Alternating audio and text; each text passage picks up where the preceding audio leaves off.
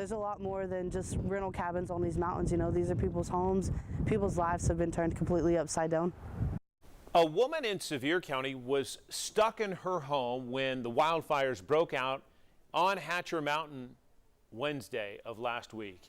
In her mid-60s, she is disabled and can't drive, and ultimately she was trapped on that hilltop.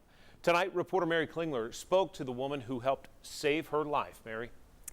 John, that's right. The 65-year-old has a very secluded home, and Shauna Carr was cleaning rental cabins about next door when those flames broke out. Now, over the years, the two had befriended each other, and she's the only permanent resident in that area. Carr says she was not leaving that mountain without her. Lost all the memories, clothing, anything she had, you know. Her whole life turned upside down within a matter of minutes. Surrounded by rental cabins on Laurel Valley Way sits what's left of Janice McCarter's forever home. Everything was happening so fast. It went from just a cabin, a little cabin being on fire from what I could see, and then it turned into the whole mountain blazing. She was down the road when the fire broke out. I don't think she would have been able to get out. Janice didn't have any way of transportation. You know, she's older and she doesn't have a car. Thankfully, they made it down the mountain safely together, but Janice lost everything. The rental cabins I clean on that side of the mountain were standing in that neighbor's, Janice's house. So I just thought for sure it was going to be okay, you know, that her house was going to be there.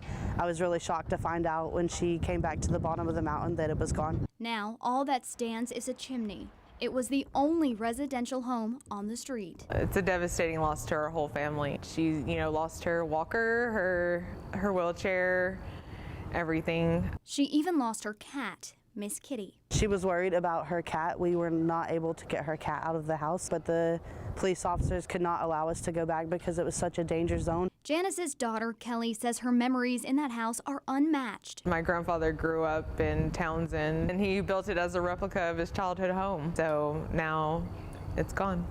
Things can be replaced, she says, but her mother's life is irreplaceable. They saved my mother's life. I don't think the firefighters or rescue crew would ever get there in time or even knew she was there.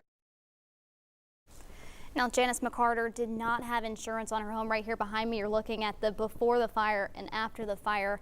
But the family has started a GoFundMe page. She's lost everything, including her cat, her clothes, her slippers. And you can find this fundraiser on our website on WBIR.com. John. Neighbors helping neighbors. Mary, thank you.